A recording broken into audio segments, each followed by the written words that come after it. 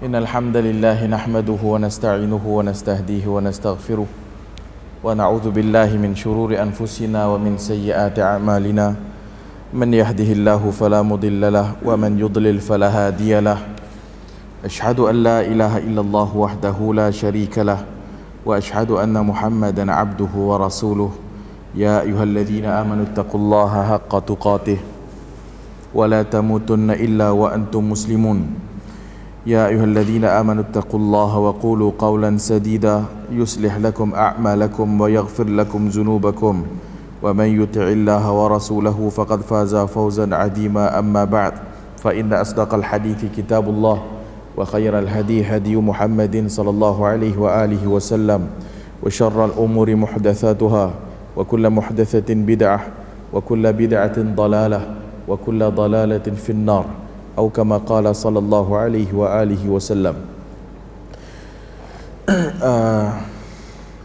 Ulumul hadis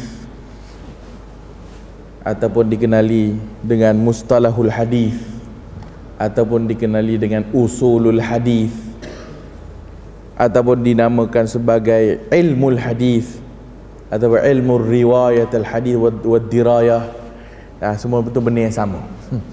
Ya, ulumul hadis, mustalahul hadis, apa lagi tadi, usulul hadis.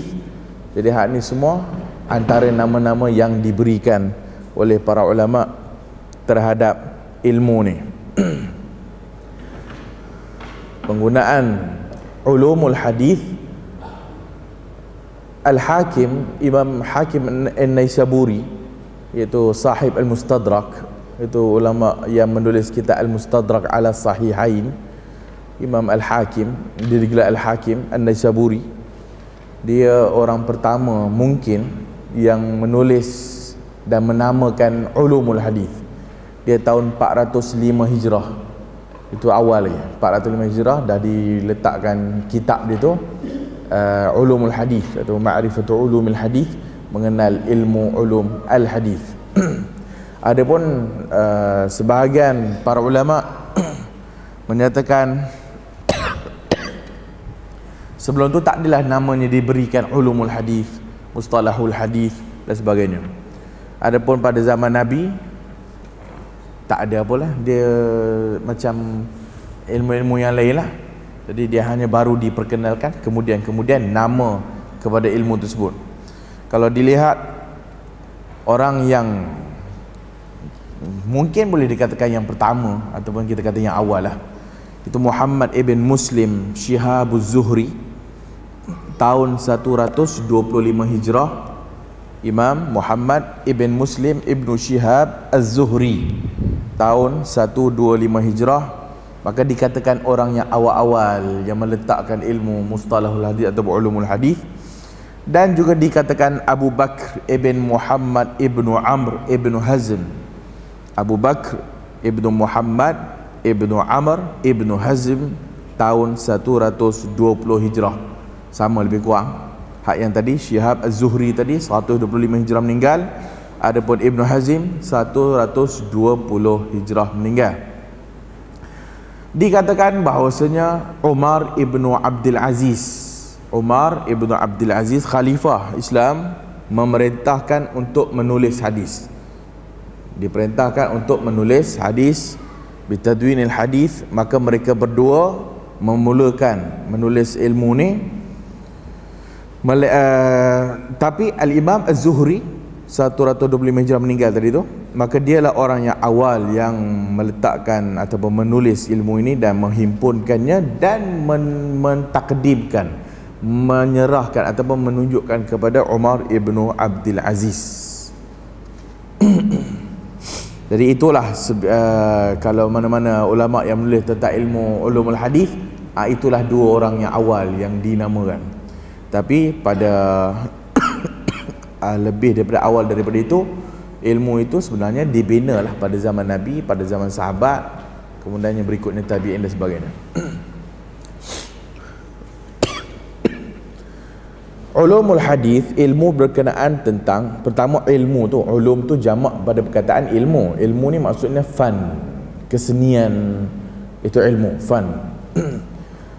Al-hadis semua kita selalu dengar al-hadis dari sudut bahasanya benda baru. Itu satu. Dari sudut bahasa benda baru, al-hadis tu benda baru. Ataupun hadis bermakna al-kalam. Hadis bermakna al-kalam, cakap.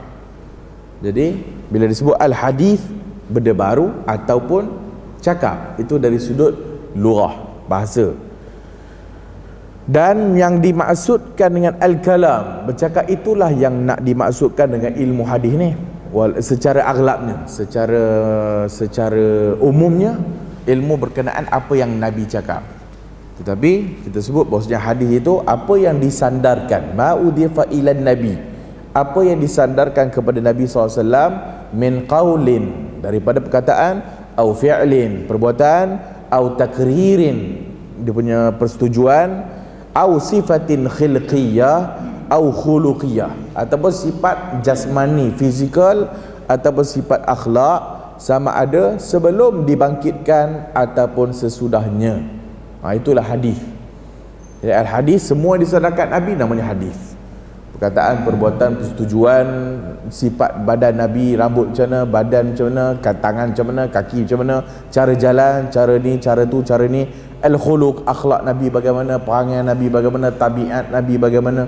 Hadis lah tu. Dia itu hadis. Bila disebut ulumul hadis, maka ilmu-ilmu yang menceritakan tentang ataupun yang bersangkutan tentang riwayat dan dirayat. Ilmu ulumul hadis, ilmu yang bersangkutan dengan riwayat dan dirayat. Riwayah dan dirayah. Riwayah dan dirayah. Jadi kalau boleh kita kata ilmu ulumul hadis ni bahagi dua. Satu riwayat, ilmu riwayah, satu lagi ilmu dirayah. Ilmu riwayah ni nak senang fahamnya tentang kaedah riwayat, ataupun bagaimana kita menceritakan tentang keadaan orang yang meriwayatkan hadis dan apa yang diriwayatkan. Hadis lah, itulah riwayat. Dia nak tahu tentang riwayat hadis. Adapun dirayah, ilmu yang nak bercakap tentang mafhum dia, makna dia, apa yang nak dikehendaki daripada hadis, hukum hakam dia. Itulah dirayah. Yang banyak dalam pengajian-pengajian di masjid dan sebagainya itu dirayah lah. Dirayah. Nak bagi faham apa yang kita nak ambil iktibar, apa nak ambil faedah daripada hadis, itu namanya dirayah. Ada periwayah tadi berkenaan tentang riwayat hadis ataupun periwayatan.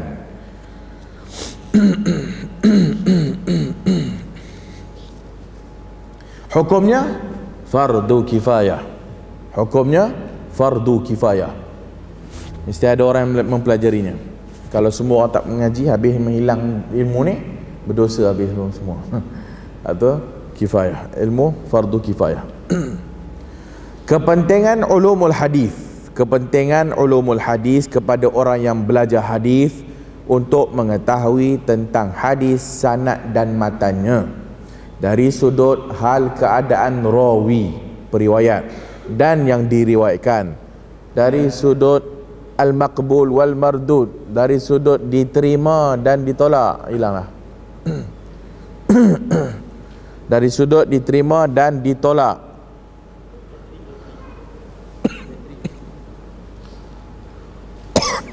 Dia tak sarapan lagi ni.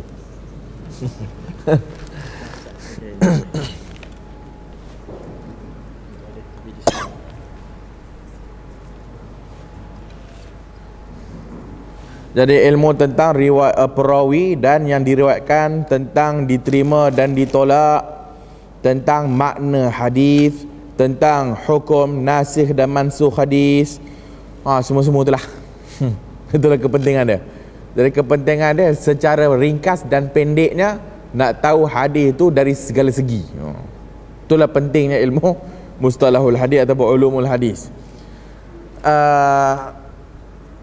Kalau boleh saya katakan bahawasanya ilmu ulumul hadis ni penting untuk setiap orang mempelajarinya. Seorang Muslim mesti mengaji ulumul hadis supaya otak dia jadi terbuka dan supaya dia nampak letak duduknya agama dia tu kat mana.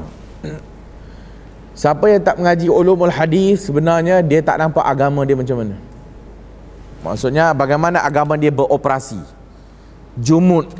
Siapa yang mengaji ulumul hadis, mustalahul hadis, otak dia akan terbuka dan dia akan nampak letak duduknya agama tu bagaimana, dan dia boleh membezakan yang mana yang betul, yang mana yang tak betul secara umumnya. Banyak tempat dah kita mulakan dengan mustalahul hadis, ulumul hadis, banyak tempat dah kita mengajar dan kita tengok kesan dia. Jadi suatu benda yang penting untuk setiap tempat. Kalau tambah tempat yang paling jumuk sekali, bagi ilmu mustalahul hadis, bagi dia mengaji hadis. Dan dia bukan, kita tak mau mengaji macam biasa je, mengaji hadis macam biasa saja. Semua orang dah ada dah pun, ngaji Riyadhus Shalihin, ngaji semua tu, itu semua dah ada dah. Tapi ilmu yang nak bagi tahu tentang technical hadis. Jadi bila dia belajar benda-benda ni semua, maka dia akan datang dalam kepala otak ni tu suatu panduan bagaimana dia kena berinteraksi ataupun berhadapan dengan sesuatu hadis. Daripada mungkin sebelumnya dia jahil, tak tahu, dia pakai baca saja apa yang namanya bahasa Arab hadis ni tu. Macam orang kita dengar ada penyanyi Arab nyanyi lagu Arab. Apa yang dia faham, apa yang terlintas dalam otak dia, nasyid. Sedangkan lagu tu merepek. Lagu tu lagu cinta, lagu tak apa-apa. Tapi orang kita bila dia dengar aje, lagu nasyid ni. Blur dia tak tahu. Tapi bila dia tahu, merepek ni bukan nasyid ni. Macam tu lah. Jadi kalau dia belajar hadis, daripada yang tadi tu semua dia tengok perkataan Arab semua hadis, tak kira lah. Tapi bila dah belajar, dia datang suatu apa, nak bertanya, hadis ni sahih ke tak, hadis ni boleh pakai ke tak, ini agama ke tak. Jadi hal ni penting ni.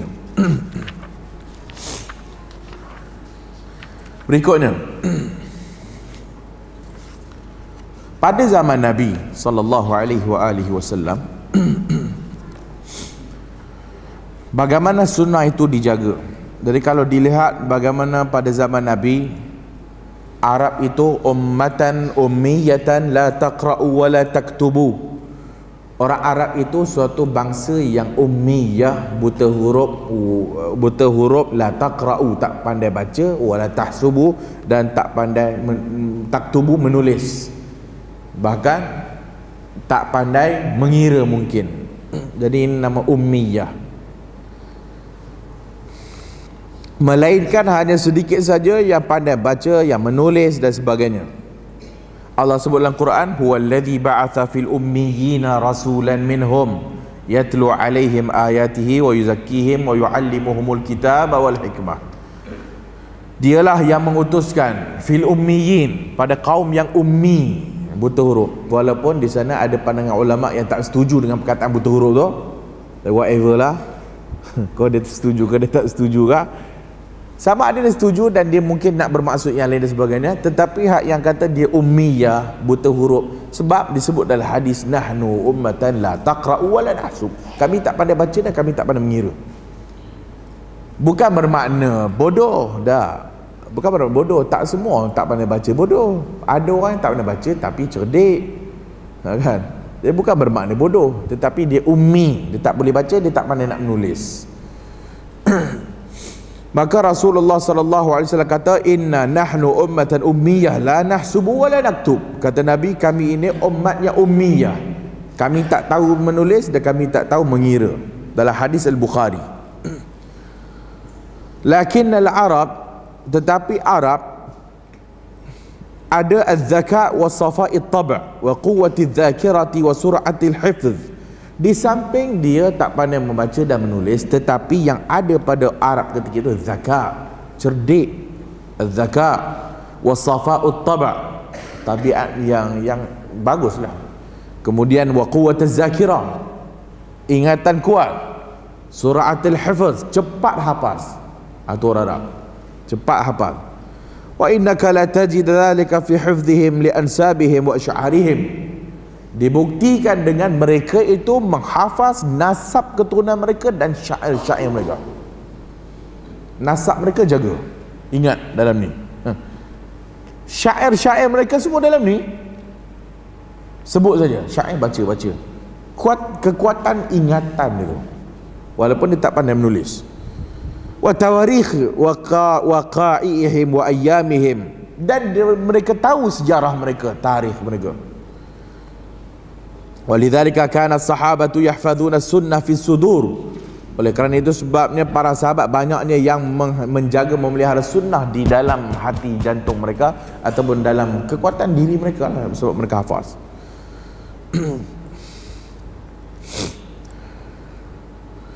Seperti yang disebut oleh Ibnu Mas'ud radhiyallahu anhu, tadzakarul hadis fa inna hayatahu mudzakiratuh. Tadzakaru, ingatlah hadis kerana kehidupan mereka semua muzakiratuh, semua ingatan, maka mereka ingat. Ditambah dengan Nabi SAW tidak membenarkan menulis pada ketika itu melainkan Al-Quran. Kata Nabi, la taktubu anni ghairal Quran, jangan kamu tulis sesuatu daripadaku melainkan Al-Quran sahaja. Jadi Nabi bagi suatu pada ketika itu Nabi sebut jangan tulis daripadanya melainkan Quran. Dan Nabi kata, wa man kataba anni ghairal Quran falyamhu, siapa yang menulis daripada selain Quran hendaklah memadamnya.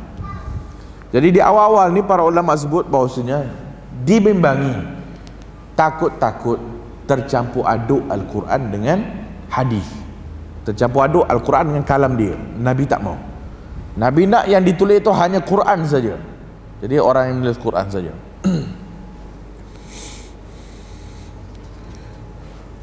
Tapi larangan Nabi ni tidaklah dilihat sebagai suatu larangan yang mutlak. Larangan Nabi menulis hadis atau selain daripadanya melainkan Al-Quran dilihat tidaklah membawa maksud menulis tidak boleh menulis secara mutlak.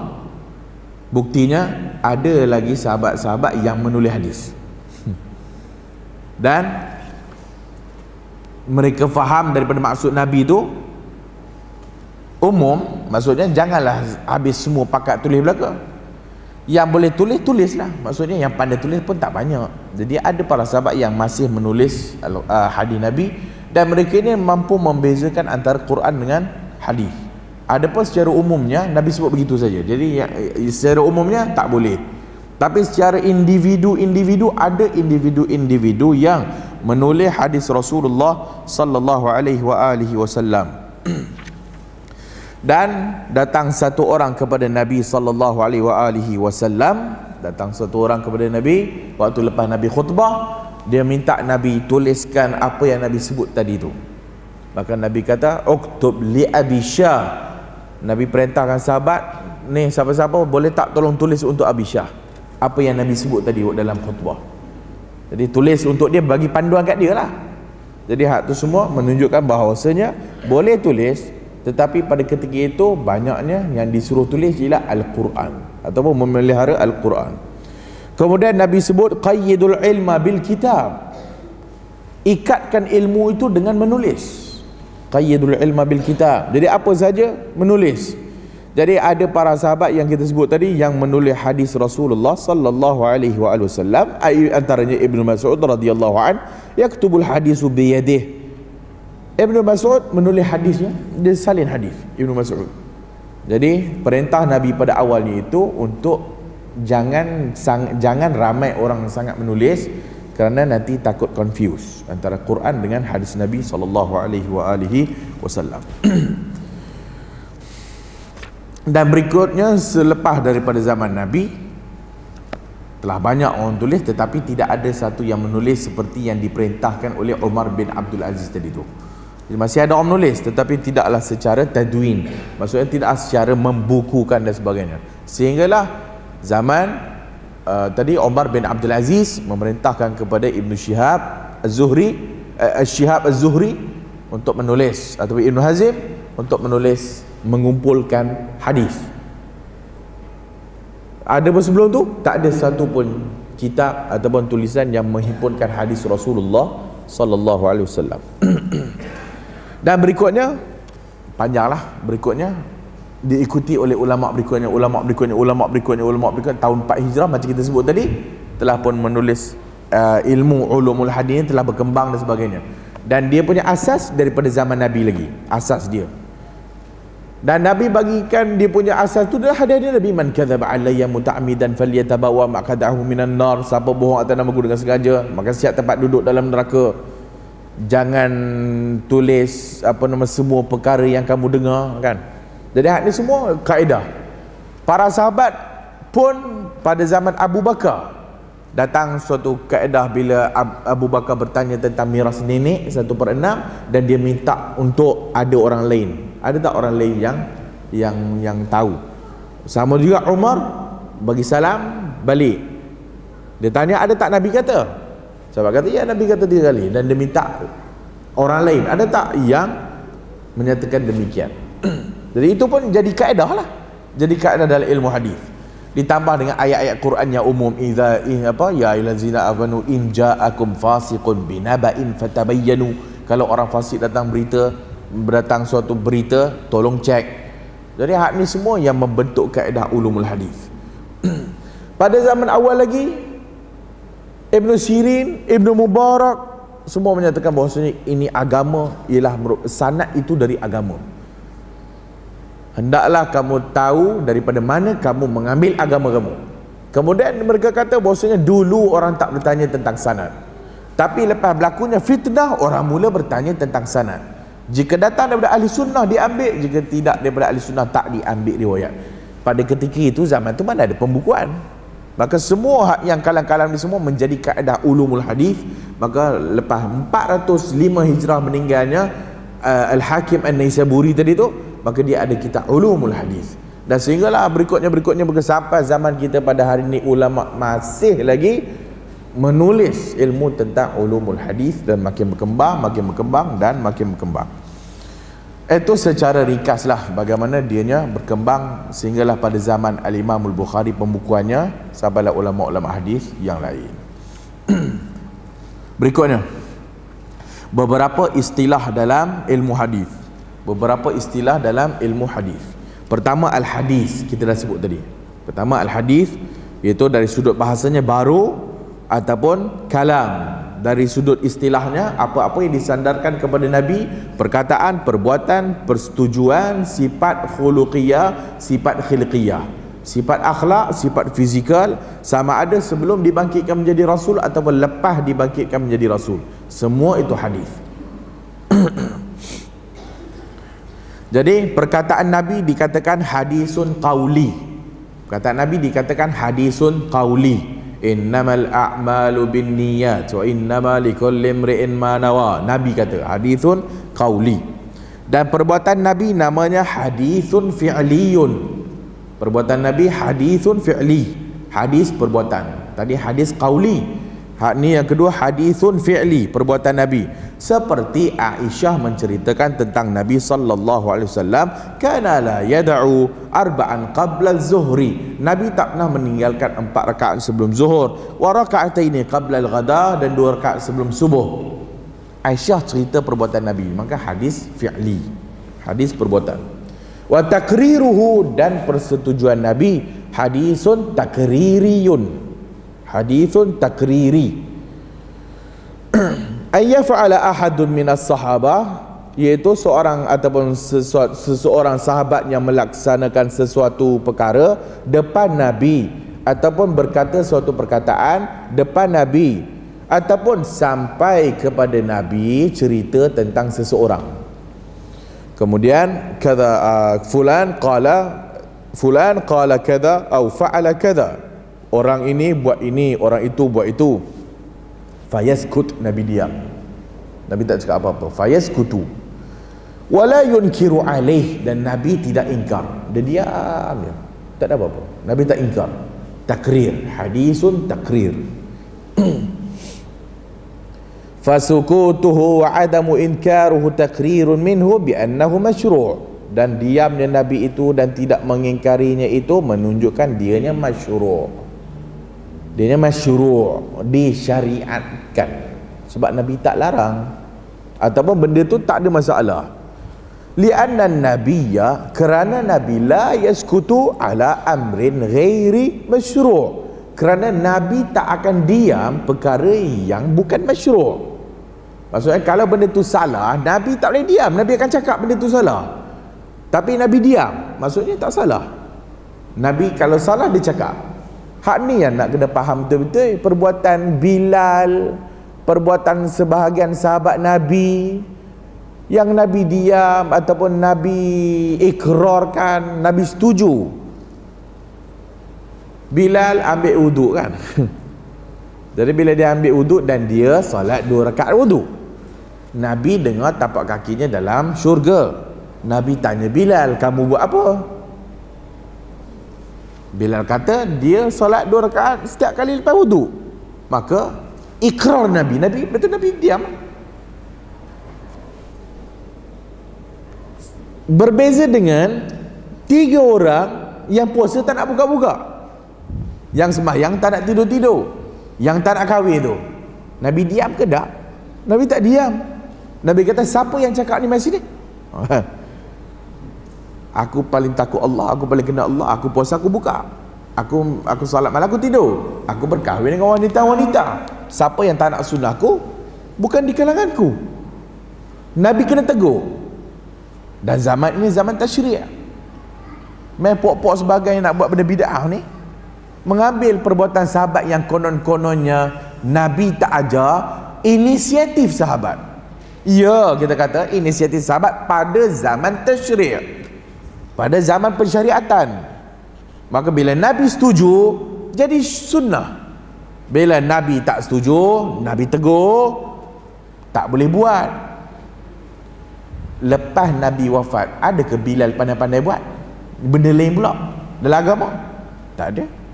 Lepas Nabi wafat, ada tak sahabat-sahabat lain buat benda yang tak ada pada zaman Nabi? Mana ada? Tak ada. Tak ada cerita pun. Menunjukkan bahawasanya yang mana yang sahabat buat sebelum-sebelum tu, maka dia sunnah ataupun dia suatu yang tak sunnah.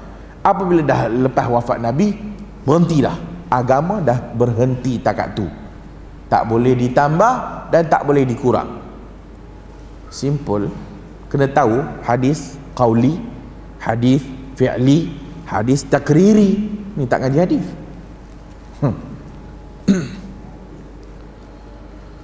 Ataupun para sahabat menyebutkan sifat-sifat sallallahu alaihi wa alihi wasallam al-khilqiyah wa huwa hadisun wasfiyun khilqiyun. Berikutnya tadi takrir, yang ketiga, yang keempat hadisun wasfiyun khilqiyun. Hadis wasfi, hadis yang menyifatkan khilqi, fizikal Nabi. Hadis yang menyifatkan bentuk fizikal Nabi. Hadisun wasfiyun khilqiyun. Seperti Anas kata, Nabi ini rab'atan minal qaum, laisa bit tawili wala bil qasir. Nabi ini just nice, tidak terlampau tinggi, lonjong, tak terlampau ketot. Duduk antara orang tak nampak tinggi, tak nampak rendah. Cantik lah. Kalau ada orang kita yang lonjong tu, Allah lonjongnya kau, nampak sangat perbezaan tu. Tiba-tiba main satu lagi gambar, ketok ni, kau ni pendek sangat kau ni. Nampak kan? Nabi tak macam tu. Nabi duduk dengan orang tinggi, tak nampak dia pendek. Oh, Nabi duduk dengan orang pendek, tak nampak dia tinggi. Cantik lah kan? Jadi hak ni semua tentang menceritakan tentang Nabi.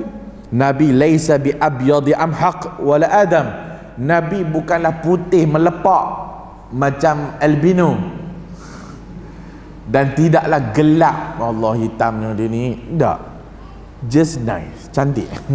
Tak terlampau hitam, duduk dengan orang hitam-hitam, tak ada nampak putih sangat. Maksud tak ada nampak perbezaan yang ketara. Bila duduk dengan orang putih-putih semua, tak ada nampak gelap. Cantik. Laisa bija'din qatid wala sabtin rajil dan sebagainya. Kemudian sahabat menceritakan tentang wasfiyun khuluqi. Yang kelima, hadithun wasfiyun khuluqi. Hadis sifat akhlak khuluqi. Seperti kata Abu Hurairah radhiyallahu anhu, ma'aban Nabi sallallahu alaihi wasallam ta'aman qattu. Nabi tak pernah ma'aibkan makanan. In ishtahahu akalah wa illa taraka. Kalau Nabi nak makan, dia akan makan. Kalau Nabi tak makan, dia tak makan lah. Dia diam. Dia kata, Allah, dah lah buk kau ini, tak sedap lah tu. Itu kita lah. Jadi Nabi dia tak pernah sebut. Kalau dia suka dia makan, dia tak suka dia diam. Dia tak cakap apa-apa. Jadi hak ni sifat akhlak khuluqi.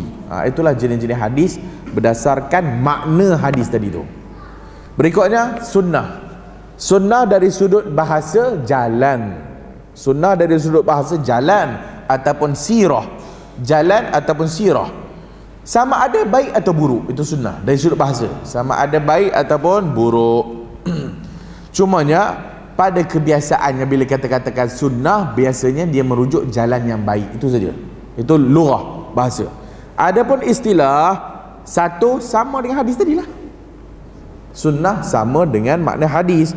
Innama summiya biha li anna qawluhu wa fi'luhu wa takriruhu wa sifatul khuluqiyah tariqatun muttaba'ah indal muslimin. Semua sifat tadi tu itulah sunnah. Hadis makna sunnah samalah. Jadi suatu perkataan, perbuatan, takrir, sifat khuluqiyah, semua ni yang menjadi ikutan sunnah. Jadi itu maksud sunnah.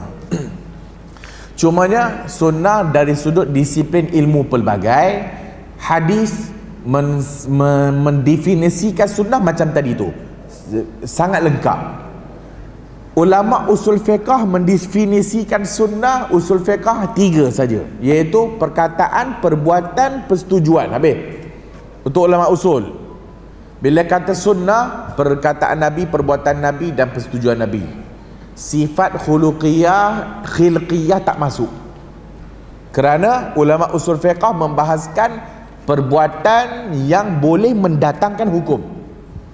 Wajib, haram, makruh, bla bla bla bla. Perkataan Nabi, perbuatan Nabi, persetujuan Nabi. Habis, settle. 3. Ulama fiqh sunat itu sama lawan wajib. Sunat, sunnah tu sunat. Jadi wajib lawannya sunat.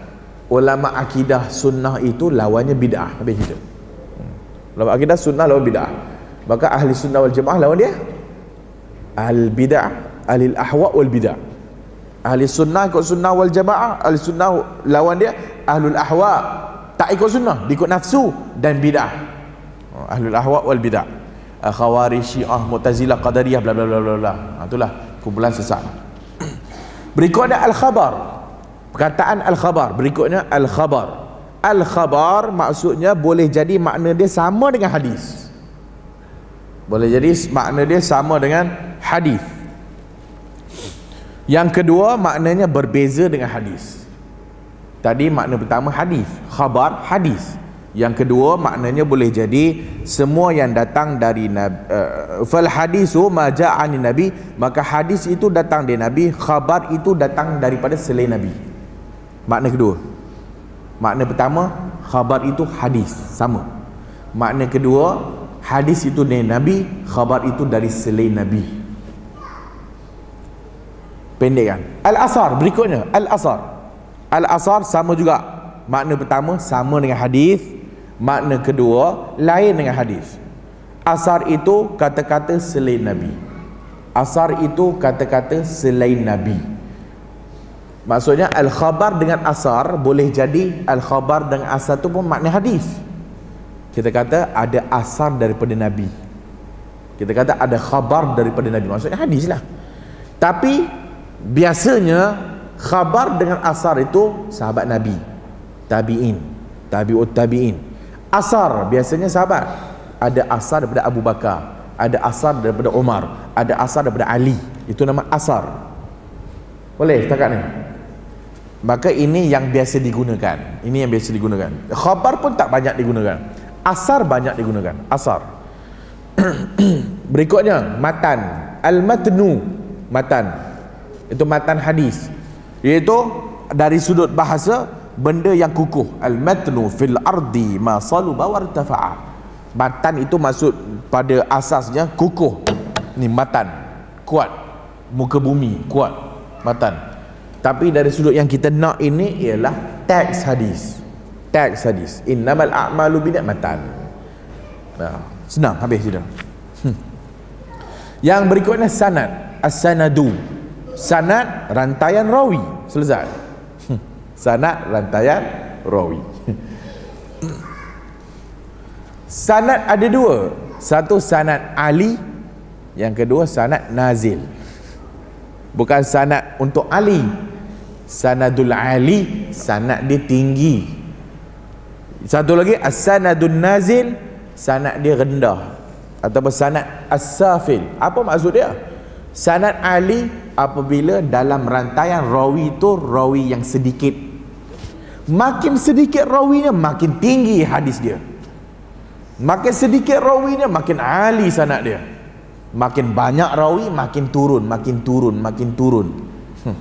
Sanadul ahli.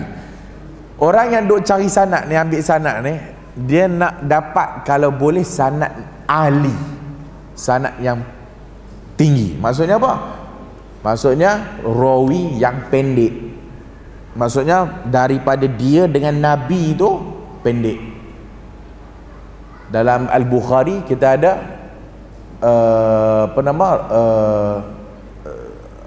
rawi yang 3. Daripada Bukhari sampai Nabi 3 orang je. Pendek maksud tinggi. Sanad dia tinggi. Sama dalam Muwatta Malik pun.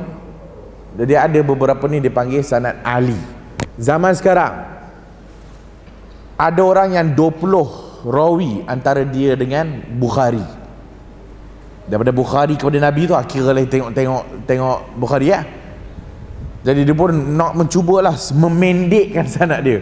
Maka kalau boleh antara dia dengan Bukhari 10 orang. Susahlah. Susahlah. Tambah Melayu Malaysia pula lagi susah. Kalau kita duduk kat negara Arab boleh jadi dapat pendek. Boleh jadi pendek kan. Jadi ni penting zaman sebelum ni, sekarang tak berapa penting sangat. Kenapa nak pendek? Bila pendek kebarangkalian dhaif kurang, kebarangkalian jadi sahih lagi kuat. Bila lagi panjang rawi, lagi banyak masalah, mungkin boleh jadi lagi dhaif. Jadi hak ni kepentingan sanad Ali dengan sanad nazil. Al-isnad sama juga sanad. Kalau kata al-isnad, jadi boleh maknanya sama dengan sanad. Ataupun al-isnad diangkat hadis itu kepada orang yang meriwayatkannya, itu nama al-isnad. Itu maksudnya sanad, senang nak faham. Kemudian kita ada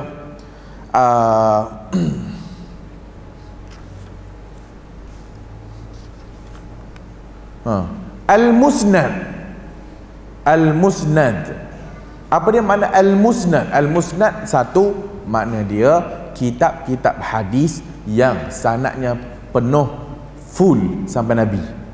Sanad dia bersambung sampai Nabi, itu al-musnad.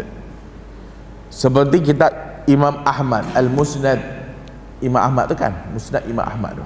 Jadi dari dalamnya hadis-hadisnya al-musnadah, hadis-hadisnya bersanad sampai Rasulullah sallallahu alaihi wasallam. Sahih Bukhari al-Jami' as-Sahih al-Musnad. Al-Jami' as-Sahih al-Musnad, maksudnya sanadnya bersambung sampai Rasulullah sallallahu alaihi wasallam. Itu al-Musnad. Al-Musnid, apa dia? Al-Musnid bukan orang Negeri Sembilan tu. Al-Musnid orang yang meriwayatkan hadis dengan sanad dia. Itu al-Musnid. Orang yang meriwayatkan hadis dengan sanad yang dia punya sanad. Dia al-Musnid. Tak disyaratkan dia faham. Sama ada dia faham ke dia tak faham ke, dia meriwayatkan daripada sanad yang dia ada. Al-Musnid. Tak mesti alim. Kalau geng-geng kutip sanad kutip-kutip geng-geng pop kutip sanad, suka-suka kutip sanad dia pun meriwayatkan hadis daripada sanad dia. Belum tentu dia alim. Belum tentu dia alim. Dia tak disyaratkan alim. Al-Musnid ni, jadi jangan bangga sangatlah bawa nama Al-Musnid, buang masa. Berikutnya Al-Muhaddith. Al-Muhaddith. Al-Musnid tadi level paling bawah lah. Al-Muhaddith level naik sikit, iaitu yang disebut lebih tinggi daripada Al-Musnid, laqabun, suatu laqab yang diberikan kepada orang yang berkecimpung dalam bidang hadis. Wa ahraza fi sifatin dzukuriha wa yutlaqu alaihi hina idza laqabul muhaddits. Dan dia tidak adalah satu takrifan yang tertentu. Ulama-ulama banyaklah takrifan dia, antaranya kata Fathruddin Ibnu Sayyidin Nas Al-Muhaddis. Muhaddis itu pada zaman kita ni, zaman dia, iaitu tahun 734 Hijrah, ialah orang yang bersibuk dengan hadis riwayatan wa dirayatan. Orang yang buat kerja hadis ni secara riwayat dan dirayah, menghimpunkan ruwat-ruwatnya dan semua ilmu yang berkaitan tentang hadis, dia tu mahir lah ke al-muhaddis.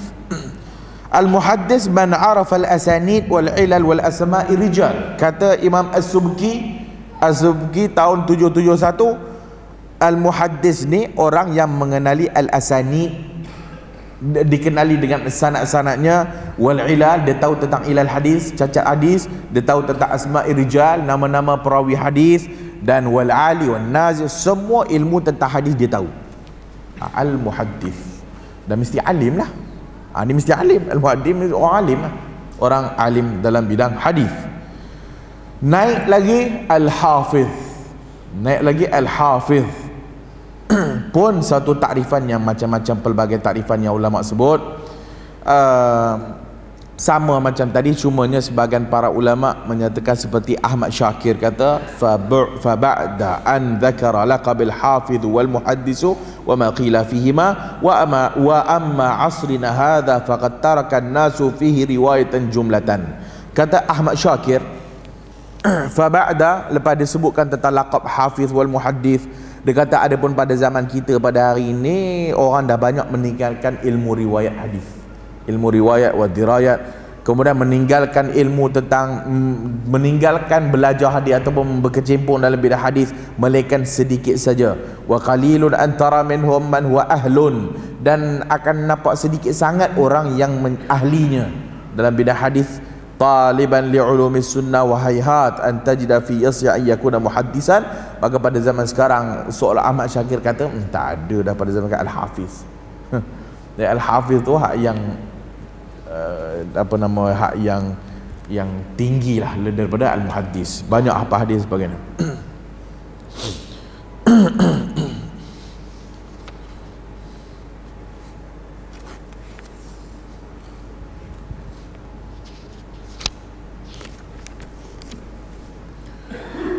Dan mungkin yang terakhir lah gelaran al-hafiz ni ialah Ibnu Hajar al-Asqalani.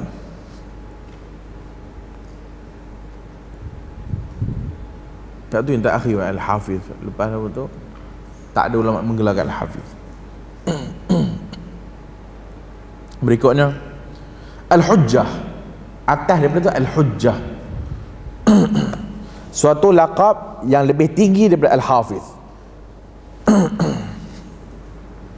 iaitu orang yang sampai darjat muhafaz wal itqan wat tadqiq, orang yang sangat mendalam dan sangat tekun dalam ilmu hadis.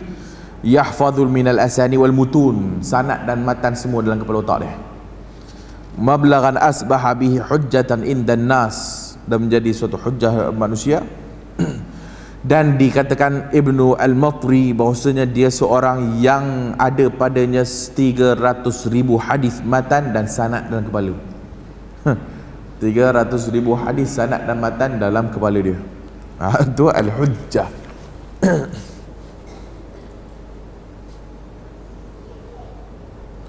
Seperti As-Sufyan As-Sawri, Sufyan Ibn Uyainah, Sa'id Ibn Mansur, Ad-Darimi, Abu Sa'id Uthman, At-Tabrani, Diya Al-Maqdisi. Hak ni yang digelarkan al-hujjah. Lepas tu tinggi lagi al-hakim. Man ahata ilmuhu bi jami'il ahadisil marwiyah matanan wa isnadan wa jarhan wa ta'dilan, seorang yang ilmunya meliputi segala hadis matan dan sanad, jarah dan ta'dilnya, tarikh, kecacatan hadis, gharib, semua ada dekat kepala otak dia.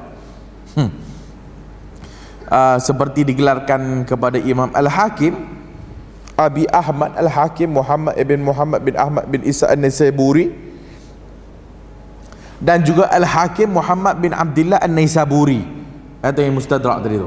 Al-Hakim, Mustadrak Al-Hakim. Jadi Al-Hakim tu gelaran dia, bukan nama dia. Nama dia ialah Muhammad ibn Abdullah. Dan yang paling tinggi ialah Amirul Mukminin fil Hadis. Amirul Mukminin fil Hadis. Hak ni paling tinggilah.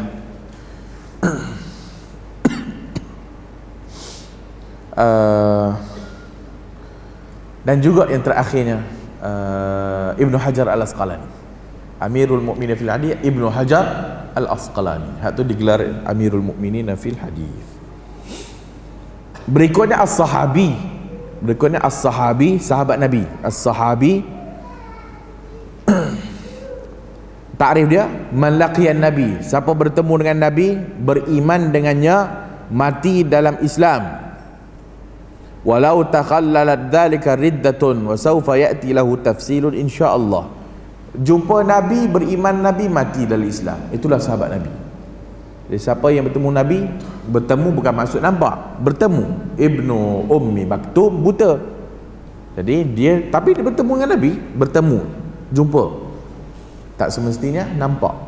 Jadi bertemu, beriman dan mati dalam Islam, walaupun mungkin dia pernah riddah, walaupun mungkin dia pernah murtad kemudian bertaubat balik, masih sahabat. Istilah. Siapa mimpi jumpa Nabi zaman sekarang ni, semua yang qazah belaka tu, pak-pak sufi tu, semua sahabat tu. Dia main-main. Semua sahabat Nabi tu. Boleh tanya lah. Banyak lagi sahabat Nabi. At-tabi'i, man laqiya wahidan min as-sahabah, siapa yang bertemu seorang daripada sahabat, fa aksar fi halati islamihi wa mata ala al-islam, dan dia matilah Islam, maka hak tu tabi'i. Huwa man sahibas sahabi, orang yang menjadi sahabat kepada sahabat, dia itu tabi'i. At-tabi'ut tabi'i, tabi'ut tabi'i, orang yang bertemu salah seorang daripada tabi'in, iaitu yang awal tadi, maka anak murid dia pula. Jadi ini as-sahabi, at-tabi'i, at-tabi'ut tabi'in, hak ni semua hak atas lah, daripada yang Amirul Mukminin, hak paling tinggi sahabat lah kan. Habis, hak tu semua istilah-istilah yang berkaitan dengan ilmu hadis.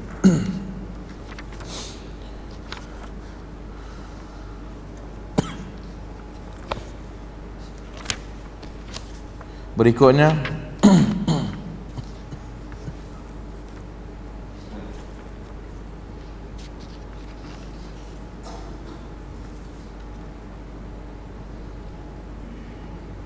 sedikit tentang jenis kitab hadis. Ini kita tak ambil banyak, kita ambil yang selalu kita guna, yang selalu kita dengar. Jenis-jenis kitab-kitab hadis. Jenis-jenis kitab-kitab hadis, pertama al-jawami'. Al-jawami' jamak kepada perkataan al-jami'. Al-jami' jamak al-jawami', iaitu jam'ul jami', wa ya kullu kitabin fil hadisi yujma'u fiha mu'allafuha jabi' abwabiddin min al-aqaid wal ibadat. Kitab hadis yang menghimpunkan seluruh bab agama dalam kitab dia. Apa dia bab agama?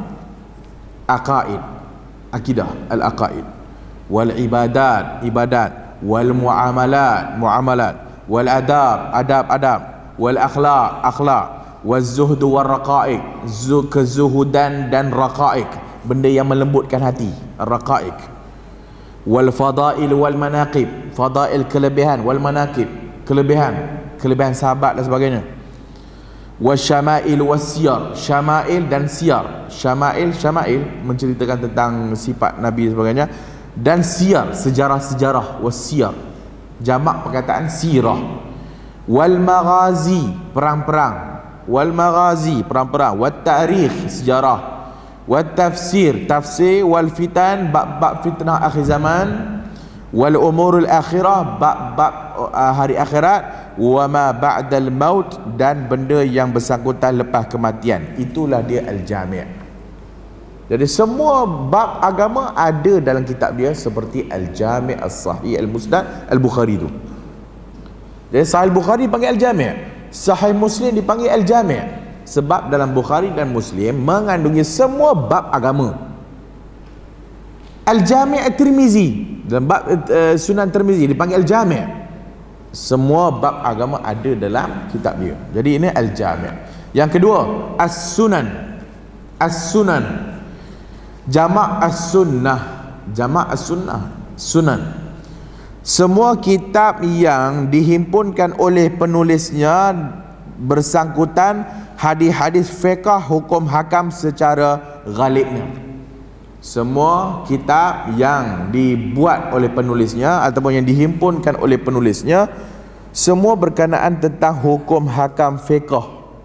Hukum hakam fiqh, dan disusun ikut bab-bab fiqh. Disusun ikut bab-bab fiqh. Contoh, sama ada hadis itu marfu' ataupun mengandungi kalam sahabat ataupun tabi'in. Contoh Sunan Abi Daud, Sunan Ibnu Majah, Sunan An-Nasa'i. Jadi kitab-kitab sunan-sunan ni dia susun ikut bab fiqh. Kitabut Taharah, Kitabus Salah, Kitabus Siyam, Kitabu lepas tu zakat, haji dan sebagainya.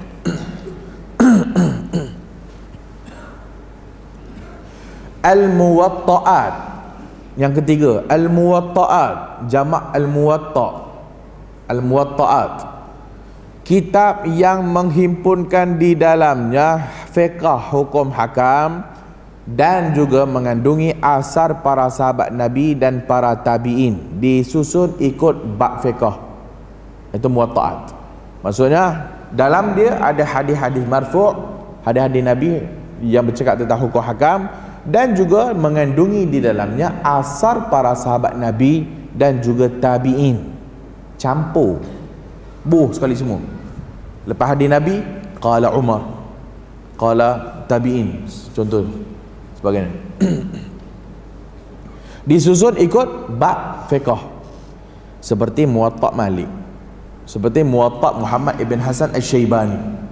Jadi Muwatta' Malik dihimpunkan ikut bab fiqh. Dan dalam Muwatta' Malik bukan saja ada hadis Nabi, ada riwayat sahabat Nabi, ada riwayat tabi'in, kalam dia pun ada. Kalam dia pun diletakkan sekali. Itu Al-Muwatta'at. Sebab itu Muwatta' ialah Muwatta' sebelum ada Bukhari, Al-Muwatta' kan, Imam Malik kan. So kitab yang paling sahih lepas Quran Muwatta' kan. Sebab Bukhari tak ada. Bila Imam Bukhari keluar dengan Sahih Al-Jami' dia tu, Muwatta' jadi bawah, dia punya ranking turun. Al-Bukhari dan Muslim naik. Sebab dan dikatakan yang paling sahih lepas Quran dan Sunnah, Bukhari dan Muslim. Kenapa? Kenapa Bukhari Muslim naik, Muwatta' dijatuhkan? Muwatta' ranking dia turun. Bukan sebab nilaian, tak ada kena-mengena. Sebabnya Bukhari Muslim hadis bersanad dari sahabat Rasulullah. Nak cari kalam tabi'in, nak cari kalam sahabat, tak seperti dalam Muwatta' Malik. Muwatta' Malik banyak kalam tabi'in, banyak kalam sahabat. Jadi ranking tu naik kepada Bukhari. Muwatta' ranking dia turun sikit.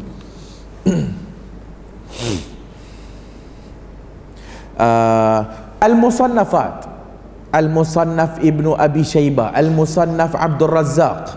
Al-Musannaf ni macam Muwatta'at juga, macam Al-Muwatta'at. Makanya susunannya sama juga, cuma nama je berbeza, itu saja. Al-Musannaf dengan Muwatta' sama. Lain tak ada, lain tak disebut sangat.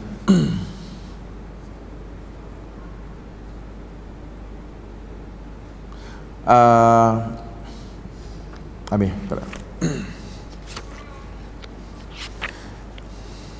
Berikutnya kita masuk dalam bab pembahagian hadis. Pembahagian hadis ada dua bahagian. Satu bahagian yang diterima, yang kedua bahagian yang ditolak. Kalau kita tulis al-hadis tu, buat satu garisan, bahagi dua. Satu makbul, yang kedua kategori mardud, ditolak. Kategori makbul yang diterima ni ataupun yalah, yang diterima, bahagi lagi ada mutawatir, ada ahad. Siapa nak lukis-lukis lah, buat satu hadis, buat garisan dua.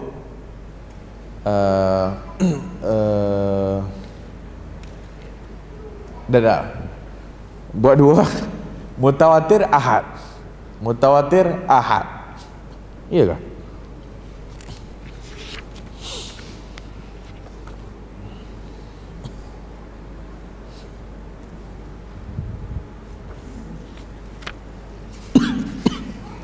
Betul lah. Mutawatir, ahad.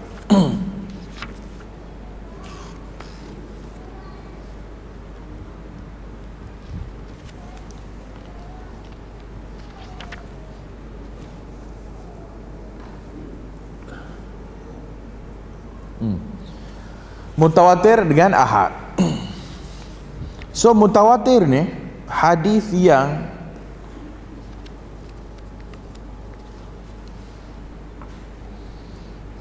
at-tatabu', at-tawatur maksudnya at-tatabu', at-tawatara ni maksudnya berterusan. Tatabu' seperti dikata tawatar al-matar, iza tataba'a nuzul. Tawatar al-matar maksudnya hujan berterusan. Tawatara, jadi maksud bahasanya berterusan, itu maksud tawatur. Dari sudut istilahnya, marawahu adadun kasirun fi kulli tabaqatin min tabaqatis sanad, iaitu hadis yang diriwayatkan dengan bilangan yang banyak pada setiap sanad itu, tabaqah sanad itu, yang banyaknya itu mustahil secara adatnya mereka berpakat untuk bohong. Itu betul. Hadis yang diriwayatkan oleh banyak dalam setiap tabaqah sanad, dan banyaknya itu mustahil secara adat mereka berpakat untuk bohong. Itu tawatur. Jadi kalaulah dia dia kata tadi mustahil secara adat, bila dah banyak orang riwayat, takkanlah 60 orang pakat jom kita bohong. Jom 60 orang ni, okay, dalam masjid ni semua ni, hari ni saya cakap satu hadis, apa kata kita bohong? Siapa nak terima? Secara adat ni tak ada orang buat perangai macam tu. Bila dah banyak tu, maksudnya betul tu, maksudnya tak ada siapa nak, adatnya tak ada siapa nak berpakat untuk berbohong. Itu tawatur. Kenapa dinamakan tawatur? Kerana bilangannya banyak tu berturutan, banyak orang riwayat hadis tu. Tak kira lah sama ada dalam satu majlis ke ataupun dalam majlis yang berlainan, kita pun tak tahu. Man kazaba alayya muta'ammidan falyatabawa maq'adahu minan nar. 60 orang riwayat. 60 orang riwayat. Man kazaba alayya muta'ammidan. Adapun bilangan yang nak dikira banyak ni khilaf ulama. Bilangan start mana yang nak dikira mutawatir? 1 2 3 4 5 6 7 8 9 10. Maka sebahagian kata yang paling rendah 5. Yang paling rendah 5. Jadi kalau paling rendah 5 orang riwayat, dikira mutawatir. Tapi berbezalah, ada kata 5 dan sebagainya. Kerana dia kata aqallu adadi syahidina fi hadd zina 4. Kerana saksi dalam kes zina 4. Ini istihad. Jadi dalam kes zina kena ada 4 orang, mutawatir ni boleh 5 lah. Paling kurang 5. Jadi kalau 3 ahad, 4 masih hadis ahad, 5 mutawatir. Ada yang kata paling rendah 10 li'annahu awwalu jumu'il kathrah wa ma dunaha ahad, kerana permulaan jamak yang banyak. Dia jamak tu asalnya 2 kan, 2 3 dan sebagainya, tapi yang kira yang paling banyak 10 lah. Dia kata 10 lah, paling rendah 10. Jadi dia sebenarnya tak ada sesuatu yang konkret. Jadi semua ijtihad belaka. Ada yang kata paling rendah 12. Kerana dalam mazhab Imam Malik yang sah untuk dibuat Jumaat 12 orang. Dalam mazhab Malik yang sah buat Jumaat 12 orang. Jadi kalau dalam mazhab Syafi'i 40 lah. Jadi itu pandangan. Ada yang kata paling kurang 20 orang. Makin naik ni. Paling kurang 20. Ada yang kata paling kurang 40 orang.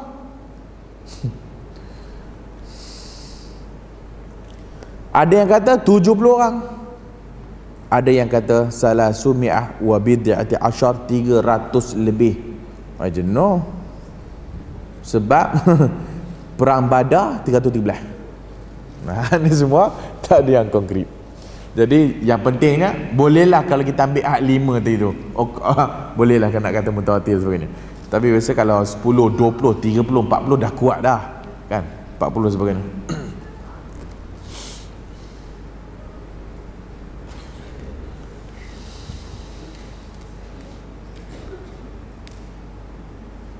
Hukum hakam tawatur, dia membawa ilmu yakin.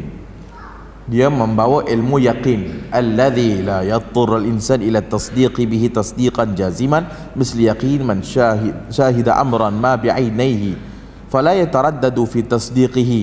Jadi dia membawa ilmu yakin. Innahu maqtu'un bi sihhatihi fala yuhtaju laha ila al-bahs an ahwali ruwatihi. Kalau dah 60 orang riwayat, dia kata tak payah tengoklah keadaan rawi, dah kira mutawatir lah kan. Innahu yajibu i'tiqadu bi sihhati kal i'tiqad bi sihhatil Quran. Maka para ulama kata wajib i'tiqad sahih macam Quran. Maka dia punya ilmu yakin dan dia membawa hukum qat'i. Hukum qat'i maksudnya putus, kena buat. Maka ingkar khabar mutawatir yuaddi ilal kufur. Mengingkari khabar mutawatir boleh membawa kepada kekufuran. Boleh membawa kepada kekufuran. Wa yajibul amalu bihi, dan wajib beramal dengannya, yang ada yang mengandungi hukum hakam tasyri'iyah yang 5 tu. Jadi kena amal. Ini mutawatir hukumnya. Mutawatir ada 2, bahkan ada yang bagi 3. Mutawatir lafzi pertama, yang kedua mutawatir maknawi. Hak ni yang ulama-ulama yang banyaknya. Jadi mutawatir lafzi maksud dia lafaznya mutawatir. Lafaznya mutawatir, seperti man kazaba alayya muta'ammidan falyatabawwa maq'adahu minan nar. Lafaz itu mutawatir. Maka setiap orang yang riwayatkan macam itulah lafaz dia, yang mutawatir. Ada mutawatir maknawi, dia tak lafaznya mutawatir tapi maknanya mutawatir, seperti masalah mengangkat kedua tangan ketika mana doa, rafu' yadai fi doa. Banyak hadisnya, tapi berbeza-beza keadaan, berbeza-beza tempat, berbeza-beza makna, lafaz. Jadi maknanya mutawatir tapi lafaznya berbeza-beza. Itu jenis dia. Ada yang mutawatir lafzi wa maknawi. Ada yang mutawatir lafzi dan maknawi. Contohnya tadi man kazaba alayya muta'ammidan tadi tu, lafzi dan maknawi. Syekh Abul Lais hak ni saya baca kitab Muhammad Abul Lais, pensyarah kita kat UAE. Al-mutawatir amali, ditambah yang ketiga al-mutawatirul amali. Mutawatir amali iaitu semua orang timur dan barat dan sebagainya, generasi demi generasi menakalkan benda itu, seperti solat 5 waktu, puasa Ramadan. Mutawatir kan? Mutawatir amali. Jadi semayang, semua semayang. Maksudnya pergilah mana-mana tempat dan sebagainya, semua orang semayang daripada dulu sampai sekarang. Jadi mutawatir makna amali. Kemudian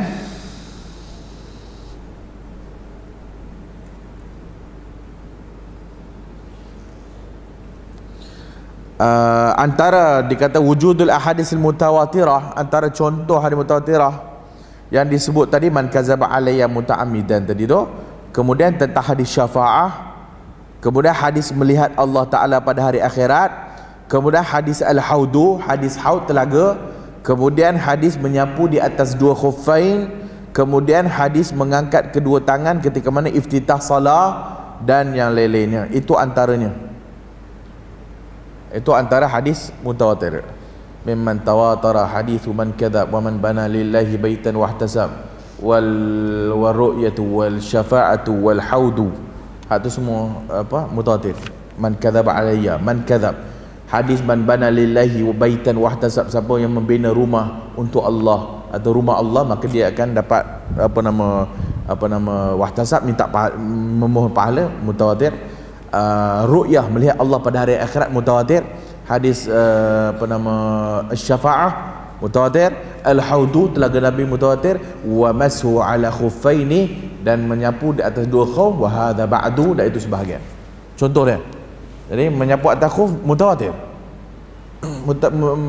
Puak-puak Syiah tak sapu atas khuf dah. Puak Syiah tak sapu atas khuf, mutawatir. Isi ahli sunnah mutawatir, tapi Syiah tak sapu atas khuf. Sehingga ulama ahli sunnah kadang-kadang meletakkan bab sapu khuf dalam kitab akidah. Sehingga ulama ahli sunnah kadang-kadang meletakkan sapu atas khuf dalam bab akidah. Siapa tak sapu atas khuf kafir tak? Kafir tak? Kafir kan? Tapi ulama kita sebagai meletakkan dalam kitab akidah, nak lawan Syiah tadi itulah. Samalah masalah pemerintahan. Taat kepada pemerintah, memang ahli sunnah taat kepada pemerintah. Dan taat kepada pemerintah dibubul kitab akidah. Hak tu jadi dua tiga menjak ni, orang duk bising sangat. Hang tak salafi, hang salafi, hang tak salafi, sebab tak taat pemerintah. Tak ada siapa tak taat, semua taat Melaka kat Malaysia ni. Kat Malaysia semua taat ni, tak ada siapa yang tak taat pun. Yang tak taat tu yang kat senjata pergi lawan pemerintah. Tu tak taat. Al-Maunah ke apa ke? Kan dah siap senjata dah. Tu lah yang tak taat. Yang lain semua taat Melaka. Kutuk sikit-sikit je. Itu je. Kritik aja. Bukan dia tak taat, dia kritik aja. Kalau kritik pemerintah kafir ya. Dah kan? Dah aku tak sapi dah, aku tak tahu. Habis, berikutnya. Khabar mutawatir habis. Khabar mutawatir ni tak banyak. Sikit sangat. Khabar mutawatir ni tak banyak. Yelah tak banyak pun ulama himpun tebal ni juga lah kan. Tapi nak banding dengan hadis ahad mutawatir sikit sangat lah. Tambah bab-bab akidah yang lain selain yang kita sebutkan tu, bab-bab akidah yang lain banyak ahad. Sebab tu ahli sunnah sebenarnya mutawatir ke dia, ahad ke dia, wajib beramal kalau sahih. Tak ada beza. Siapa yang membahagikan mutawatir ahad kemudian dia kata hadis ahad tak boleh mengisbatkan akidah melainkan hadis mutawatir, pembahagian itu bid'ah untuk dia lah. Pembahagian itu menyebabkan dia sesat daripada ahli sunnah. Kita bahagikan tak ada masalah, mutawatir ahad, tetapi dalam ahli sunnah walaupun dia mutawatir ke dia ahad ke sahih, wajib ambil dan beramal dalam akidah, dalam syariat, dalam semua benda. Tak seperti puak-puak Asy'ariyah sebahagiannya dan puak-puak yang tak mau terima hadis ahad dalam masalah akidah. Itu adik-beradik nak anti hadis lah tu. Berikutnya yang kedua, mutawatir selesai lah. Mutawatir selesai. Ahad, maka ahad ni bahagi 3. Ahad kita bahagi lagi 3. Pecahan 3 hadis ahad. Pertama dari sudut bilangan rawi.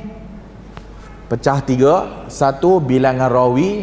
Bahagian kedua, siapa yang dinisbahkan kepadanya. Yang dinisbahkan kepadanya. Bahagian kedua. Bahagian ketiga, kekuatan dan kelemahan. Kekuatan dan kelemahan. Faham ke tak? Saya buat catat tanpa ada whiteboard ni semua ni. Tadi hadis bahagi 2 kan. Mutawatir, ahad. Bahagian ahad pecah 3. Pecah 3. 1 ahad dinisbahkan bilangan rawi, jenis-jenisnya. Dan ahad dinisbahkan kepada siapa yang bercakap, siapa ataupun siapa yang kita sandarkan kepadanya. Pecah 4. Dan pecahan ahad, kekuatan dan kelemahan bahagi 2. Jadi yang pertama mengikut bilangan rawi bahagi 3. Lagi pecah 3. Bawah bahagian bilangan rawi. Apa dia? 3 tu. Gharib, masyhur, apa? Gharib, aziz, masyhur. Gharib, aziz, masyhur. Bagi 3. Gharib, masyhur, gharib, aziz, masyhur. Ini dinisbahkan bilangan rawi. Berapa banyak rawi? Maka tadi kita dah pecah mutawatir dah. Jadi mutawatir campak tepi dah. Ahad bahagikan kepada 3, yang mana bilangan rawi 1 namanya gharib, rawi 2 namanya aziz, rawi 3 namanya masyhur. Hadis gharib 1 rawi, hadis aziz 2 rawi, hadis masyhur 3 rawi dan tidak sampai darjat mutawatir. Kita tak pergi dalam pun, jangan bimbang. Ni je. Sebab tu nak suruh buat carta bagi nampak. Bilangan rawi 1 gharib. Jadi gharib ialah hadis yang dari sudut bahasa, gharib itu maksudnya bersendirian, asing, pelik. Itu gharib kan? Asing, gurbah, ghuraba, gharib. Jadi gharib dari sudut bahasa bersendirian daripada jemaah. Bersendirian daripada jemaah. Adapun dari sudut istilah, ma yatafarrada bi riwayati syakhsun wahid, iaitu rawi yang meriwayatkan hadis itu seorang aja. Rawi yang meriwayatkan hadis itu seorang aja. Maka namanya gharib. Seperti hadis yang selalulah yang masyhurnya, innamal a'malu binniyat wa innamal likulli imri'in ma nawa. Siapa riwayat hadis tu? Umar bin Al-Khattab. Selesai habis. Di peringkat sahabat Umar saja riwayat hadis tu. Dia tabaqah kedua, ketiga, keempat masih gharib. Tabaqah kelima barulah banyak orang riwayat hadis tu. Tapi Umar saja kan, dalam sebagai riwayat dia mendengar Nabi sebut atas mimbar. Ya Allah, sebut atas mimbar, Umar seorang saja riwayat. Innamal a'malu binniyat wa innamal likulli imri'in ma nawa. Mungkin para sahabat lain tahu, tapi dia tak riwayat sebab Umar dah riwayat. Boleh jadi, kan? Boleh jadi. Amin.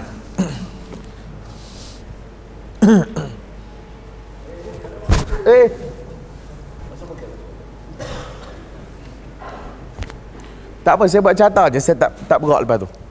Jangan bimbang. Dah sekejap lah. Okay. Saya tulis, saya tak cakap. Tahu tak cakap Ustaz kata.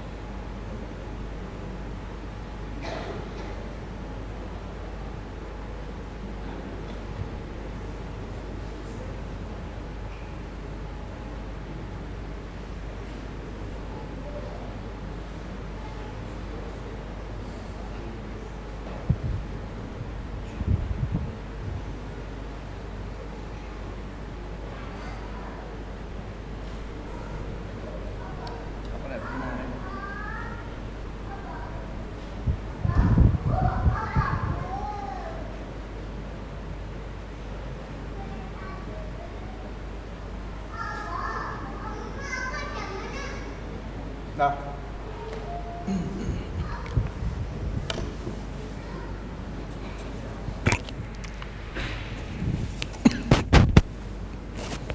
Jadi kita kata tadi bahagi dua, mutawatir ahad. Mutawatir selesai, lafzi dan maknawi. Ataupun boleh bagi tiga, lafzi maknawi, lafzi al-maknawi dan lafzi al-maknawi. Kan? Boleh bagi tiga. Ahad bahagi tiga, ada ruwat, kemudian bilangan rawi. Al-qail, siapa yang kata. Maksudnya dinisbahkan kepada siapa. Buatlah ayat sendiri.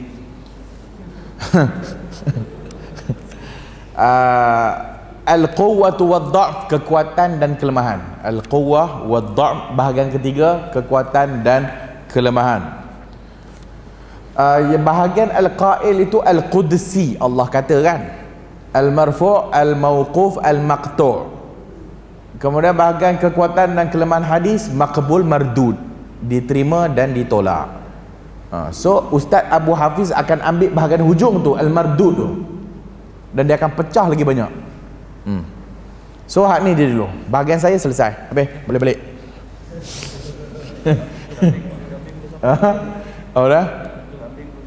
Kambing belum sampai. Jadi secara umum gharib seorang riwayat lah, gharib. Hadis tadi innamal a'malu binniyat. Hadis al-aziz, kalau yang meriwayatkan hadis itu dua orang, banyaklah. Apa nama berikutnya al-masyhur, tiga orang. Al-masyhur tiga orang riwayat. Selesai, habis. Al-gharib selalu kita akan dengar. Imam Tirmizi selalu sebut kan, hadza gharib min hadzal wajh, hadis ini gharib daripada wajah ni. Gharib, gharib, gharib, gharib. Maksudnya seorang riwayat saja, hanya ada satu jalur saja, periwayatannya satu jalur saja. Maka al-gharib ni tempat banyaknya hadis dhaif, sebab dia seorang saja yang riwayat. Al-aziz dua, masyhur tiga. Masyhur ni tiga dan tidak sampai darjat mutawatir. Dan masyhur itu dia punya takrifan, bukan masyhur glamour ya. Aziz tu dia kuat. Bila dia ada dua orang, dia kuat lah. Itu maksud aziz. Masyhur tiga orang, masyhur lah tiga orang. Tapi kita ada sana bab hadis-hadis yang masyhur atas lidah manusia kan. Maksudnya hadis-hadis yang orang duk sebar tak masyhur tapi tak sahih. Jadi masyhur kat sini maksudnya tiga orang riwayat yang tidak sampai had mutawatir. Jadi habis bahagian dua. Bahagian ketiga, bahagian kedua al-qail, al-qudsi. Al-qudsi, hadis qudsi. Allah kata, qala Rasulullah, qala Allah. Nabi kata, Allah firman. Nabi kata, fima yarwi an rabbihi. Nabi kata yang diriwayatkan daripada Tuhannya. Ada qudsi lah. Kenapa qudsi? Qudsi itu suci, bersih, suci. Allah, al-qudus. Jadi al-quds Allah, qudsi. Al-marfu', hadis yang diriwayatkan, disandarkan kepada Nabi. Al-marfu', Nabi. Rafa'ahu, diangkat kepada Nabi. Rafa'a, angkat. Jadi sahabat baca kitab hadis, qala Anas rafa'ahu, kata Anas rafa'ah, hadis tu marfu', walaupun dia tak kata Nabi kata, hadis marfu' lah. Hadis marfu', hadis yang disandarkan kepada Nabi. Berikutnya mauquf, sahabat yang disandarkan kepada sahabat. Mauquf, waqaf, berhenti, waqaf. Al-mauquf, berhenti kepada sahabat. Qala Ali, qala Abu Bakar, qala Abu Hurairah. Dia tak kata Nabi kata, qala Abu Hurairah. Abu Hurairah kata, mauquf. Yang ketiga maqtu', al-maqtu'. Yang keempat maqtu'. Maqtu' tabi'in. Maqtu' tabi'in, putus, qata'ah, putus. Maqtu' terputus hanya kepada sahabat dia, kepada tabi'in. Faham? Marfu' diangkat kepada Nabi, maksudnya Nabi. Hadis yang disandarkan kepada Nabi marfu', yang disandarkan kepada sahabat mauquf, yang disandarkan kepada tabi'in maqtu'. Tapi kita tak akan nampak banyak sangat perkataan maqtu'. Tapi kita akan nampak banyak perkataan marfu' dan mauquf. Marfu' Nabi, mauquf sahabat. Itulah yang bertebaran dalam buku-buku hadis. Jadi hadis ini mauquf, dia kata hadis ini mauquf. Hadis ini dhaif secara marfu' tapi sahih mauquf. Apa maksudnya? Hadis itu marfu' dhaif tapi dia sahih mauquf. Siapa boleh syarah? Dah nampak dah tu sebenarnya. Apa dia maksud dia? Maksudnya hadis itu yang mana yang sampai kat Nabi dhaif sebab rawi dia dhaif. Ulama buat kajian sebenarnya dia tidak marfu', sebenarnya dia hanya mauquf kepada kalam Abu Hurairah saja. Maka sahih mauquf. Yang mauquf tu sahih, yang marfu' dhaif. Faham ke tak ni? Faham ke tak? Kan? Faham lah cikgu?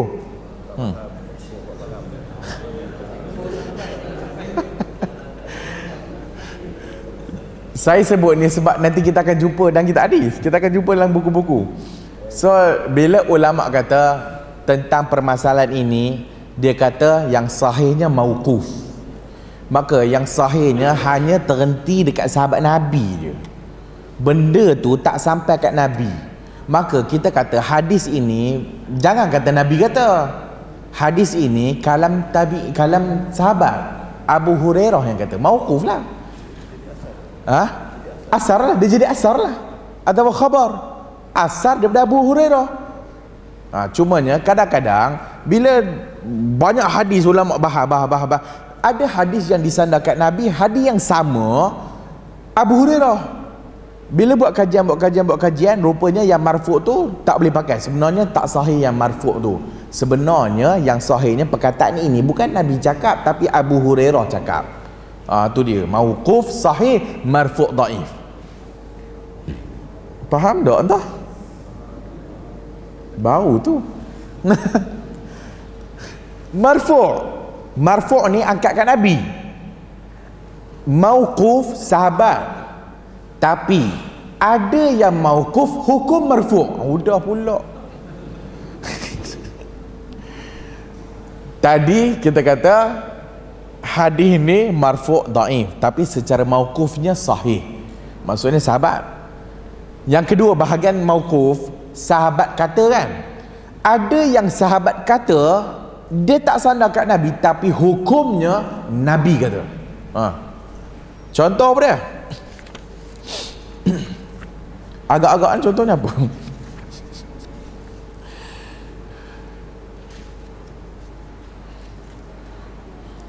Mauquf, sahabat kata tapi hukumnya disandarkan kepada Nabi.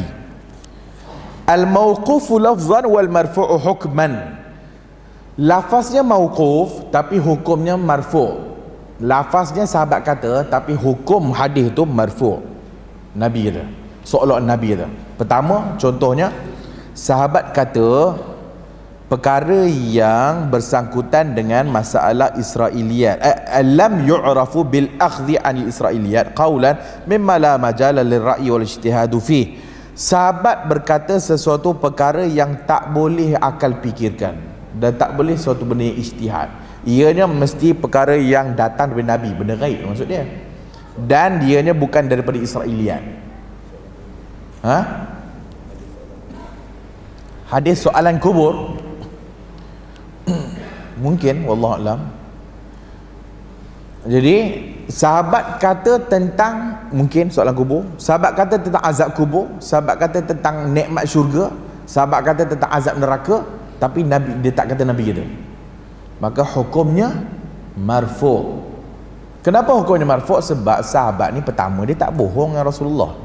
Yang kedua, sahabat ni dia dapat benda tu of course daripada Nabi. Benda ni bukan ijtihad. Tapi orang Melayu kita semua ijtihad belaka.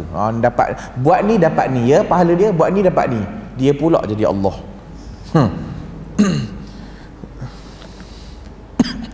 Seperti sahabat cerita tentang perkara yang lepas. Sahabat cerita orang zaman dulu. Tak akanlah sahabat tahu tentang Bani Israel. Jadi sahabat tak tahu, mesti Nabi yang cerita.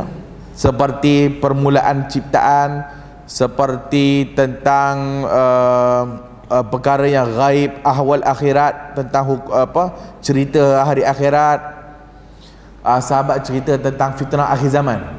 Ibnu Mas'ud kata akan datang pada akhir zaman, sekian. Hukumnya marfu'. Kemudian sahabat kata kunna ala ahdi, kita dulu pada zaman dulu kami buat sekian dan sekian, maka hukum marfu'. Dulu kami buat ini dan ini. Kunna na'zilu wal Quran yanzil, kami azal, Quran sedang turun. Maka ini semua hukum marfu'. Sebab benda ni tak boleh dipikirkan oleh para sahabat Nabi. Sahabat kata umirna bi kaza, kami diperintahkan sekian dan sekian. Kami diperintahkan. Siapa perintah? Nabi lah. Jadi hukumnya marfu', walaupun dia mauquf. Habis. Maqtu' tabi'in kata, selesai. Habis bab tu. Ada soalan? Kita tak, Ustaz Abu Hafiz datang dah, tak habis ni. Al-quwwatu wad-dar, bahagian keempat.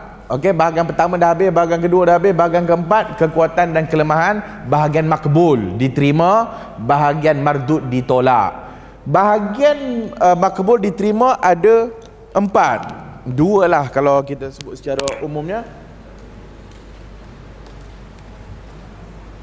Ini dah salingan. Tadi kita kata al-quwwatu wad-dha'f,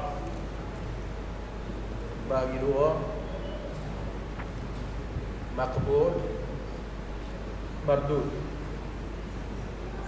Makbul bagi 2, sahih, hasan. Sahih bagi 2, bagi 2. Habis. Mardud, dhaif, palsu, ni semua. Bagi mardud Abu Hafiz. Sahih, li zatihi li ghairihi. Li zatihi li ghairihi. Li zatihi li ghairihi. Baik. Hadis sahih. Boleh.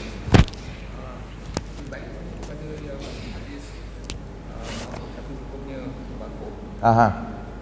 Macam mana kita nak bezakan yang apa yang dikatakan oleh para sahabat tu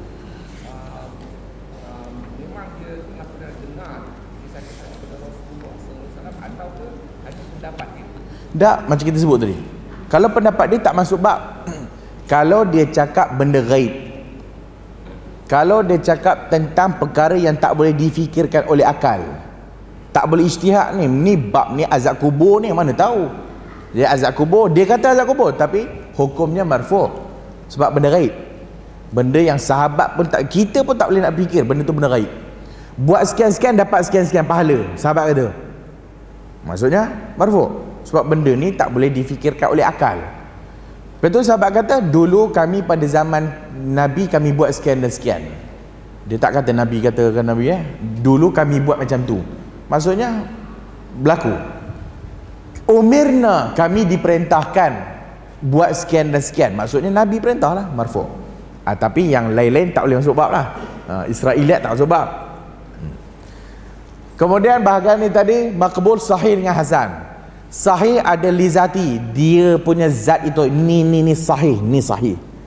Li ghairihi, dia tu lemah tapi ada kawan-kawan dia ni jadi kuat lah. Jadi saya sekarang sihat, sahih, tapi saya lemah. Esok hari saya sesema, lemah sikit. Nak bagi kuat kawan sebelah, dia tu ada batuk sikit, dia tu pula ada luka sikit. Gabung kuat lah. Tapi sekarang ni saya tak perlu gabung, boleh belah, I kuat, sahih. Sihat. Hasan pun macam tu lah. Hasan dari sudut badannya hasan. Hasan li ghairihi ni asalnya dhaif. Hak ni asalnya kategori tu. Ni asalnya kategori hak ni. Tapi dia jadi hasan disebabkan kawan-kawan tolong. Faham? Jadi yang perlu faham bahagian ni. Apa tu saya tak nampak. Bahkan dia sahih hasan. Okey. Nak pendekkan. Sahih ada 5 syarat. Sahih ada 5 syarat. Sekali makna takrifan dia, mattasala sanaduhu binaqlin adilin tamud dhabt min ghairi syuzuzin wala illah. Takrifan dia muttasilus sanad, ittisalus sanad, sanad sambung. Takrifan dia sanad sambung terus menjadi sifat pertama. Tamud dhabt, rawinya dhabit, rawinya dhabit, kuat ingatan, bagus, dhabit. Adil, rawinya adil, tidak ada syaz. Tulis dulu, tak ada syaz. Yang kelima, tidak ada kecacatan. Maka itulah 5 sifat hadis sahih. Ittisalus sanad, sanad sambung, maksudnya daripada Imam Bukhari sampai Nabi itu bersambung sanadnya, tak putus, bersambung. Kawan ni jumpa kawan ni, kawan ni jumpa kawan ni, kawan ni jumpa kawan ni, kawan ni jumpa kawan ni, kawan ni, sampai Nabi. Sihat hadis tu. Jadi sanad sambung sahih. 2, rawi dhabit, kuat ingatan. Dhabit ada 2, dhabit tulisan, dhabit ingatan. Dhabit ingatan, kuat ingatan dia. Dhabit tulisan, tulisannya kemas, tak ada cacat cela. 2, rawi adil. Rawi adil ni maksud dia apa? Adil, ulama bagi takrifan, tak buat dosa kecil, tak buat dosa besar, tak berterusan dosa kecil. Tak buat dosa besar, tak berterusan dosa kecil. Dan juga bila dikatakan adil, dia selamat daripada perkara yang boleh mencemar maruah. Selamat daripada perkara yang boleh mencemar maruah. Apa dia mencemar maruah? Lain zaman, lain time, berbeza-beza. Zaman dulu, maka kalau makan tepi jalan, rawi tak diambil. Kalau rawi tak pakai kepiah, riwayatkan hadis, tak diambil. Ini perkara yang melibatkan adil itu. Adil yang tak mencemar maruah. Dia tak buat dosa besar, of course. Dan dosa kecil ni maksud tak berterusan. Maksud tak berterusan, mana ada orang lepas dosa kan? So, dia kata tak berterusan dosa kecil.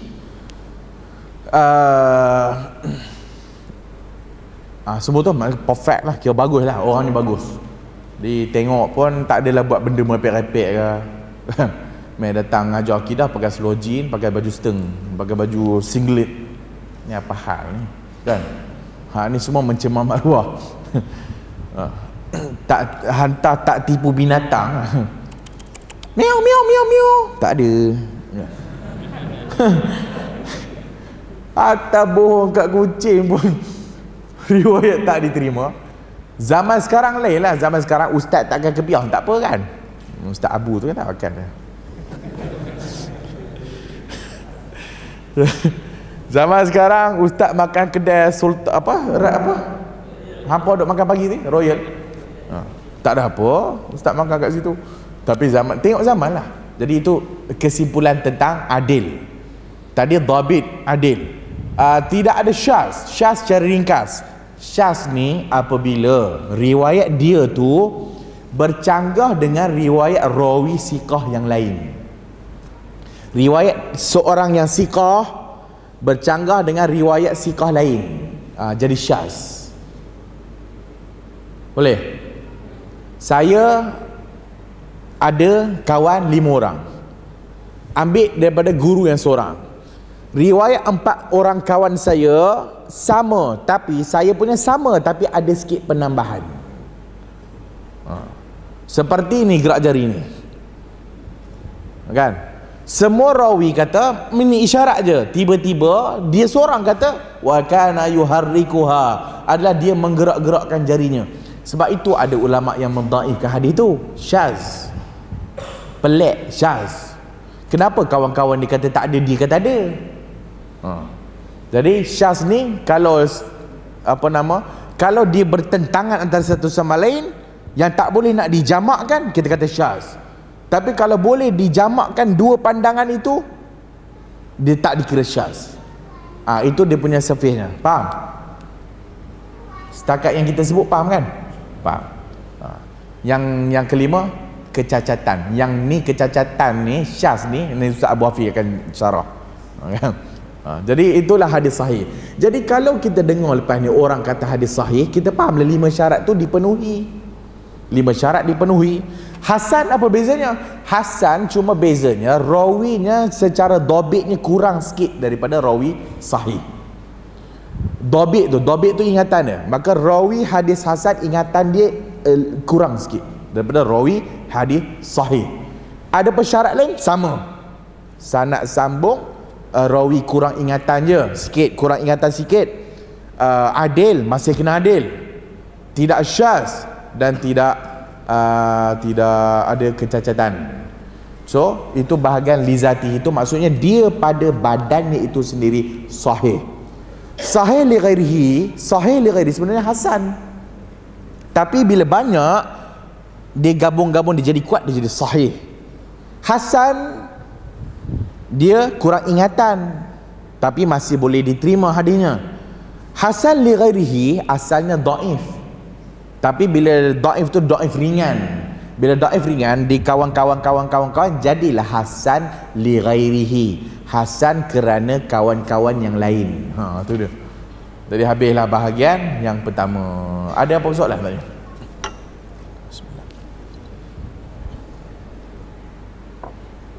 Cuma yang adil tadi tu kalau boleh diperincikan, Islam balik berakal, selamat daripada perkara yang mencemarkan maruah.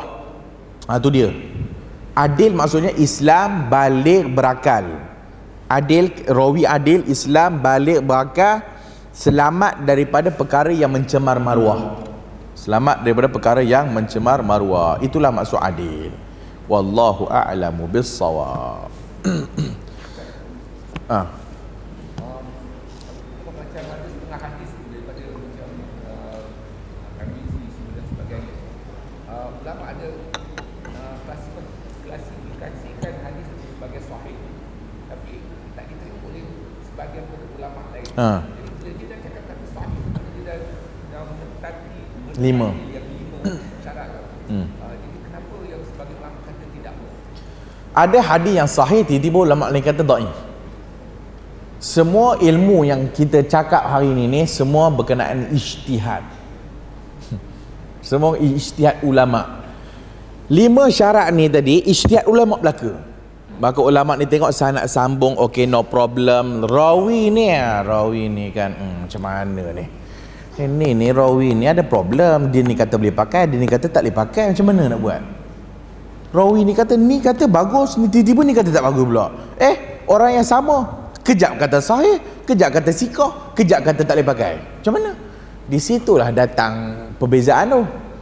Maka ulama ni kaji. Ya, memang ulama ni kata, satu kata dia kata orang yang sama kata dia siqah dan orang yang sama kata dia dhaif. Buat kajian. Oh, rupanya gini. Dia akan jadi siqah kalau 1 2 3 4 dan dia akan jadi dhaif kalau 1 2 3 4. Tu yang pening kepala tu.